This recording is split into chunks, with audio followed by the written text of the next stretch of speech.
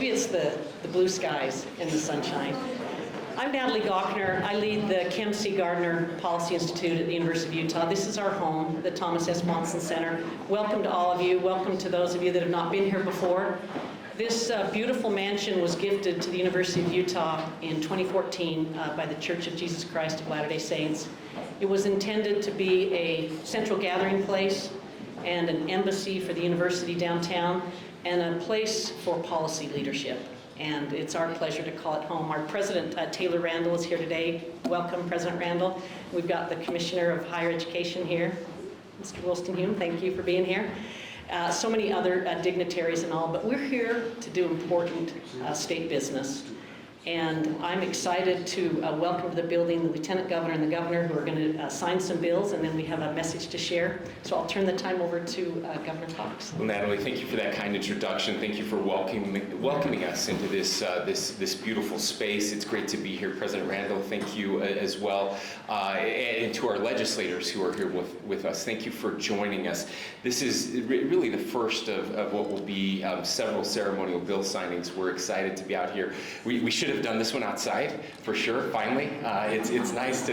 It's not often I can say with a lot of confidence that this is the best day we've had in about 6 months, and everyone will heartily agree with me. So it's we're so glad you were able to come out and join us this morning.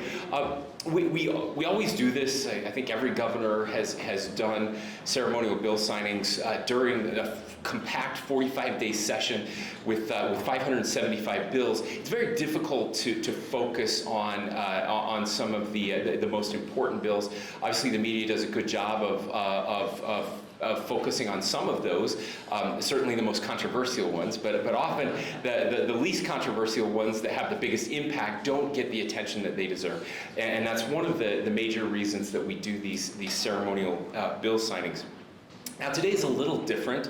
Not all of these categories will fit perfectly together, but we truly, as an administration, the Lieutenant Governor and I talk often about evidence-based policymaking, and I know the legislature does as well, and that's why I'm so grateful for the Speaker and the President and all of leadership and all of our legislature, the work that they do during the interim. They meet here with Natalie and her team often, as do we as an executive branch, again, trying to get the best evidence to make the best policy. Utah is also known as a place that is very forward-thinking and innovative, and so we thought it would be interesting to have an innovation ceremonial bill signing. These are bills, again, kind of loosely joined together in that they are forward-thinking. They are bills that are encouraging or are themselves innovative and will help Utah as we move into the future. Really about solving problems and making the life better. So we will go in order. We will start on the House side and finish on the Senate side, and we'll take the bills in the numerical order that they were numbered. And we will invite the bill sponsor or the floor sponsor, or both of them, to come up to talk a little bit about the bill. Invite anyone they would like to come up with them, and then we'll sign a couple copies of the bill. We'll get a picture of each one, and then we'll move on to the next one. So let's move on to HB 42 will be our first bill. This is technology commercialization amendments. Representative Stenquist was the bill sponsor. The floor sponsor was Senator Ann Milner. So Representative Stenquist, we'll have you come up and invite anybody you'd like to up with you. Well, thank you so much, everyone, for coming. This is a bill that I'm really excited about. Creates a innovation lab, Utah's innovation lab, which helps us take all of the research projects that are being created in our research universities, take that intellectual property, take that innovative research, and turn those into commercialized product companies that will help build our economy, build jobs, take those ideas and bring them forward. So it will be, I think, eventually housed at the new Point of the Mountain location in Draper, which is also in my district. But really, I think it's going to gives us a tremendous opportunity as a state to take all of the incredible work that's being done in our research universities and really turn those into jobs and economic development. All right, our next bill is HB 357, Decentralized Autonomous Organizations Amendments. And I just have to say, we have a digital technology task force that was created. It's been working very closely together. We appreciate, I see many members of the digital technology task force are here. There were several bills, ideas that came out of that task force that passed, and this is certainly one of them. Representative Jordan Tusher was the bill sponsor, and Senator Kirk Cullimore was the floor sponsor, and we would invite them up. Representative, please, and others that you would like to come up as well, probably members of the task force, come on up. I think this is one of the most impactful bills that we passed this session that probably 95% of the legislature has no idea what it actually does.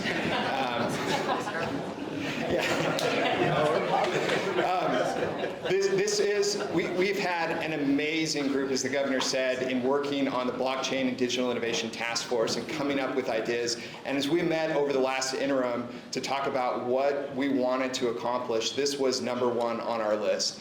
To get out a first-in-the-nation, ground-up, decentralized autonomous organizations bill that can really revolutionize the way that we look at forming these types of organizations across the country and across the world.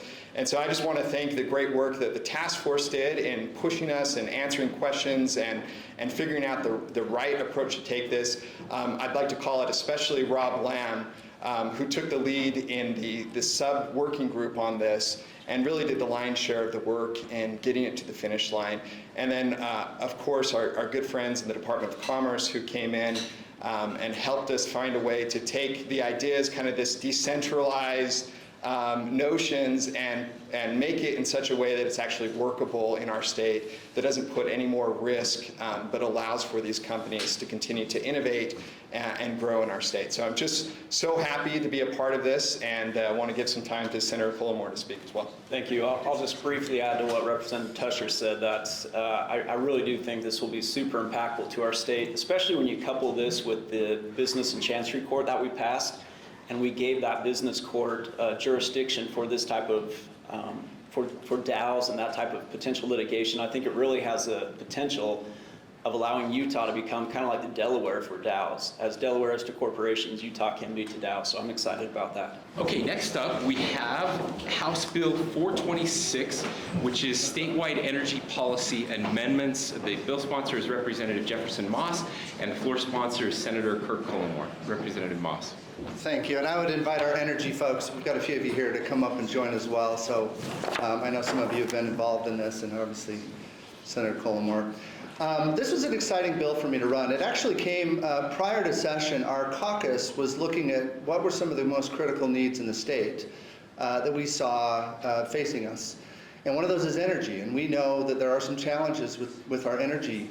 We're dealing with issues coming from the federal government with mandates down, and we're doing what we can to help push back on that. But on the other side, we also want to make sure that we're coming up with the best plan for the citizens of the state of Utah. We believe that we need to provide reliable and affordable energy for our constituents. And so that's what this bill does, is actually puts together a group of people. And I do want to make it clear, Governor, we did put an end date on this group. So I know that was something he cares a lot about.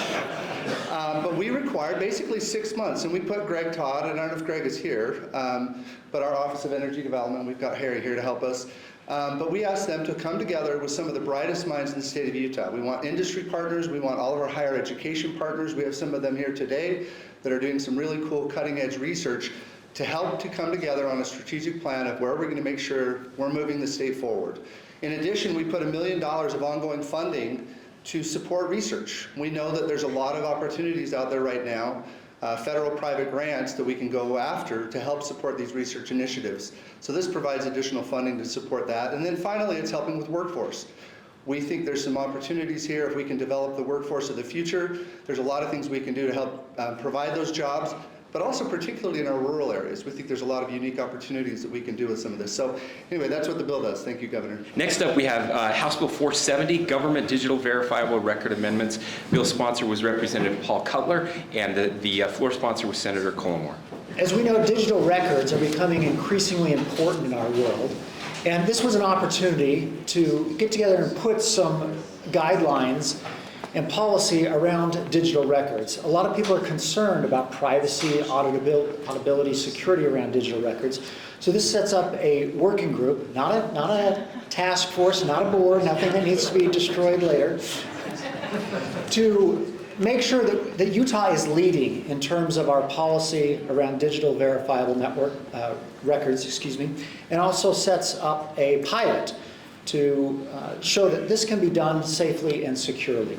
So I appreciate Representative Moss. You should be up here. You're the one who led this, giving me the opportunity to work with these great folks, our CIO Alan Fuller and Amelia Powers Gardner, on this. In my role as Chief Information Officer for the state, I get an opportunity to meet with the Chief Information Officers of lots of other states. And I can tell you, the eyes of many states are on us with regard to verifiable digital credentials. There's a really strong need for this, and it's not all that easy to do. Let's just say, for example, that you are a social media company and you wanted to do the right thing and verify people's age.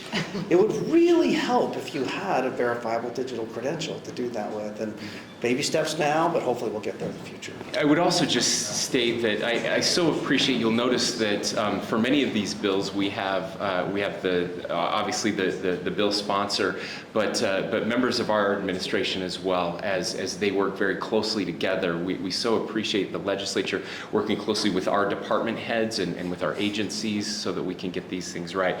Next up we have Senate Bill, let's see if we can get to the right page, Senate Bill 35, Reciprocal Professional Licensing Amendments. The bill sponsor was Senator Kurt Bramble. I don't think he's here with us. The floor sponsor was Representative Corey Malloy, and Representative Malloy is here with us.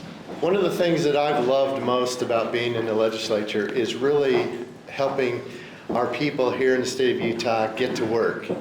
And this bill that we're going to talk about a little bit is doing just that, and amongst some other things that we've done in the past. But this bill, SB 58, basically what it does is it allows people who are moving into the state, who want to work here in the state, to become licensed. They may have been licensed in other states. They may have been professionals in other states. And sometimes when they move to Utah, it can be very, very difficult to get that same license here in the state. So this bill makes it very, very easy to become licensed. If they have a license in another state, if they've worked in their profession for a year and their license is in good standing, they'll pretty much be able to get a license here as long as they meet the requirements that we have. And so sometimes there's some requirements that they have to meet. But the bill also enacts the Teacher Mobility Compact and the Physician Assistant Licensure Compact, which these compacts are very, very important because it allows states to get together and to kind of have a reciprocity of licenses, and makes it a lot easier for people to do their professions here in the state of Utah. The bill also allows for licenses and certificates by endorsement. And so we have a bunch of our department heads here that will now be able to help people become licensed or certified through an endorsement. And we have Director Bussey here who's going to take a few words from the Department of Commerce. And I'll turn it over to her and just let her speak to that just a little bit. Thank you, Representative Malloy, and thank you, Governor and Lieutenant Governor.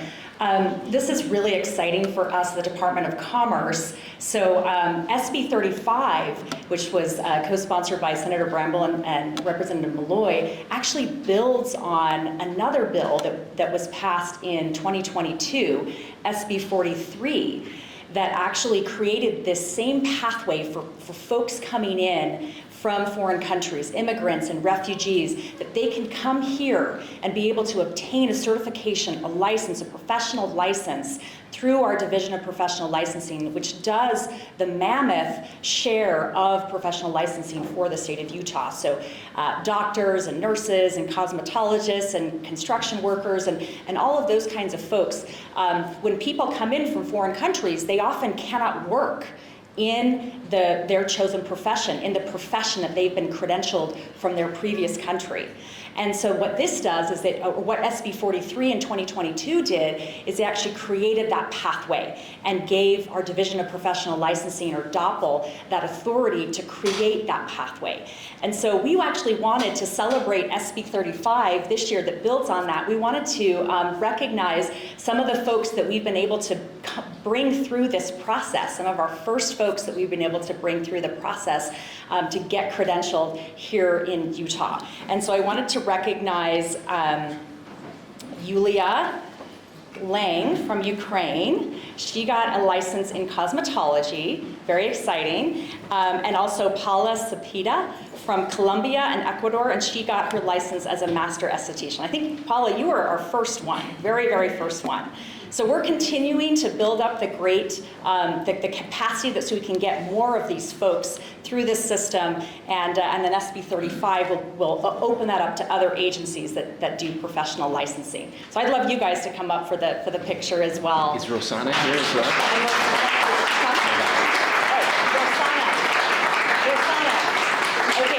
And Rosanna also, she got her license as a cosmetologist, and she's from Venezuela. So we're really, really grateful that they can add to our workforce here in Utah through this process. I don't know if we really understand how important this is. This is leading the nation in changing this. And one of our first priorities when I asked Margaret to come on board, the very first executive order I signed was around this, around these workforce licensing requirements, where too many states are making it harder for those most in need who have amazing skills to actually enter the workforce.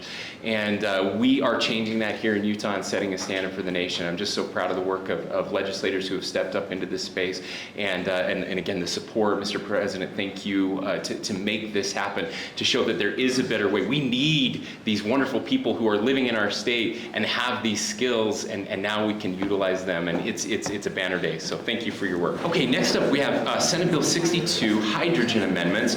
The bill sponsor was Senator David Hinkins. The floor sponsor was Representative Stephen Lund, and Representative Ballard is here, who has been a huge supporter of hydrogen in our state, and we're going to ask her to speak to this bill. Thank you, Governor. Utah is the crossroads of the West, but we are also the hydrogen hub for the crossroads of the West. SB 62 brings together, under DNR and under the Governor's Office of Economic Development, a council to help collaborate the many Utah businesses and industries, from hydrogen producers, manufacturers, refuelers, distributors, and also retailers. And it's really exciting because we have companies and groups like Utah Clean Cities that collaborates the federal and state incentives for these companies to have access to. But many of them are already funded. It's really the conservative way. It's really the Utah way to help support these companies. We have companies that are producing hydrogen and working on that through pyrolysis, electrolysis, and SMR, and through many renewable ways. We also have manufacturing companies like Renewable Innovations, who is partnered with GM for backup hydrogen generators, as well as refueling stations. Companies like Lancer Energy, who's working on a nationwide refueling and distribution network that's based here in Utah. And many other companies that are innovative. For example, Oxyon Energy, who makes hydrogen components for NASA, for them to refuel their rockets on the moon and then fly to Mars and refuel the rockets on Mars and to come back. So we have a lot of potential, and this council is really to bring together this industry for a hydrogen ecosystem, so that we can, through our conservative and Utah way, really push and strengthen our position already as the hydrogen hub of the crossroads of the West. So I'm really excited about SB 62 and this council. Last, but certainly not least, we have Senate Bill 125, Transportation Infrastructure Amendments. The bill sponsor is Senator Chris Wilson, and the floor sponsor is Representative Jefferson Moss. Please come and join us. Great. Well, thank you, Governor, for saving the best for last. I appreciate that. This is sure an honor to be a small part of this very, very important legislation. The idea was formulated from the Aspire Institute, which is housed at Utah State University. They are not only a country-leading, but a world-leading institute on innovation for electrification. And it was very important. They came to me along with Carlos, UDOT, other interested parties, Neil Abercrombie with the governor's office. The importance is that we need to be planned, ready for electrification of all our different modes of transportation. And this bill will have the Aspire Institute as a lead organization to put together a strategic long-term plan that we will be ready for electrification of all our different modes of transportation. We're talking about electrified airplanes, of course trains, semis, buses, passenger cars and trucks. We've got all kinds of innovation coming down in all different modes. So this is very important. The state of Utah, as many of these bills do, we're going to make sure that Utah is again leading out, not only in the country but in the world, as we are innovation for electrification. This also will allow us to also apply for literally hundreds of millions of dollars in federal aid as we go forward in trying to consolidate again all these different modes of transportation. We're also going to need an abundance of electricity, and this will also include Rocky Mountain Power will be a part of this plan also. With that, like I said, I'd like to turn some time over to President Adams, because I could not do it with President Adams, also Jeff Moss to mention, because I couldn't do it without President Adams' help. So, President? Hey, you're very kind, and sitting here today, I just couldn't help but think about this last legislative session. It was historic. We talk about the historic nature of the session many times, the record funding for state agencies, state programs, record tax cut. We did it in a record amount of time. If you didn't notice, we got done at 9:30. Record number of bills, historic. But today we've seen what I believe is historic innovation. Utah does lead. I talk about my 16 grandchildren. Their future is bright. We see what happens. Utah State, in a very competitive process, bid against many other universities, became the lead university for battery development. We were at the Paris Air Show a few years ago. I talked to companies who wanted to build air taxis, if you know what they are. They wanted to come to Utah because of Utah State's program and what they're doing for electrification. We have commuter rail problems. We know that we need to electrify commuter rail. We need to move people through the state. This program is very instrumental for that. We will move to electric vehicles. We see every manufacturer on the planet, in the world, moving to electric vehicles. Again, Utah State, and this program will lead the way. Our future's bright. It's really exciting to be in Utah because we're doing so many innovative things you've seen today. So again, this was not hard. This was easy to support. I think we a no-brainer to pass this bill. So thank you, and thank you for everyone that's been involved.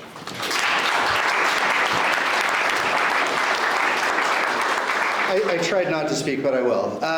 Thank you, Senator Wilson and President. And I will say that wouldn't have happened without President's support. But this is a very important bill, and I think it's also very symbolic of the great research that we're doing in our universities. We often think about our universities as a place to train workforce, and that's a huge, important part of what we do.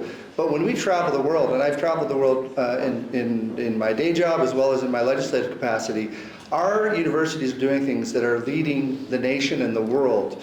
And it's cool to see these come to fruition. We're starting to see more of this happening, and I'm just very excited to be a part of this. The Aspire program, the people that are running this are doing phenomenal things, and just excited about to see where this goes. Thank you. Well, thank you, Governor and Lieutenant Governor and legislators and all of the community leaders that have helped with a remarkable slate of bills on innovation.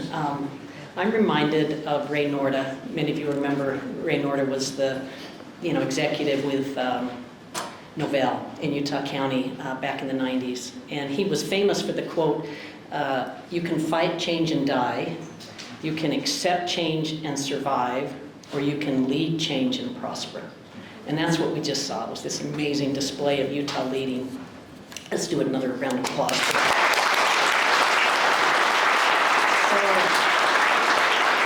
I lead the Kempsey Gardner Policy Institute. We're involved in research that serves this state. Every researcher has this conundrum. They do all this research, but they want to figure out how to get it into policymakers' hands. Every policymaker faces a conundrum. They want to do the right thing and, adopt policies that serve our state, but they need data and research that helps them make the right decision. You see this title up here, Utah Policy Innovation Lab. The legislature and the Utah System of Higher Education have created something called the Utah Policy Innovation Lab. It's located in the garden level of the west wing of this building. It puts together all of higher ed research and thinking into an innovation lab and houses it here where the Kempsey Gardner Policy Institute is, so that we can join together and help solve state problems. I like to think of it as connecting academia with action. So, and this morning, Jefferson Moss and I signed a memorandum of agreement outlining the contours of that partnership between the University of Utah and the Utah System of Higher Education. It's really exciting. I know you're going to spend more time there. I want to make an observation in closing. You know, when you lead a policy institute and you get to see a lot of research in housing, in education, in healthcare, in tourism, in energy, when you get to see the work of economists and demographers and political scientists and sociologists, you get a really good sense of what's going on. And I have come to the conclusion that our state has entered a new era. You might call it a new Utah. What is the makeup of the new Utah?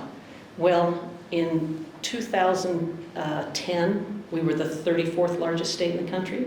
By 2020, we were the 30th largest. We moved from a small state to a medium-sized state.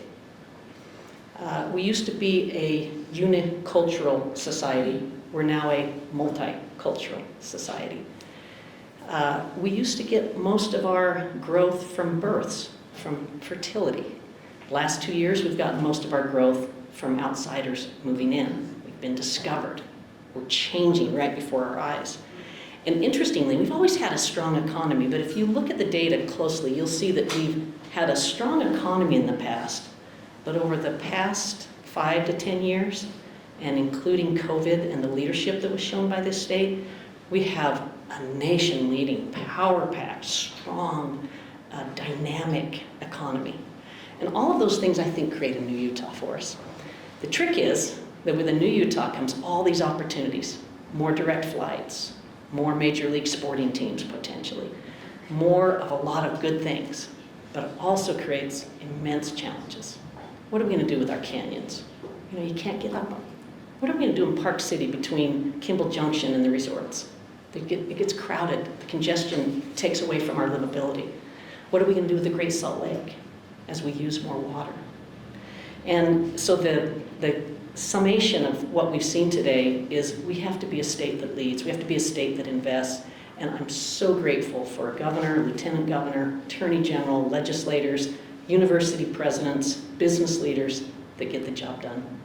Thank you all very much.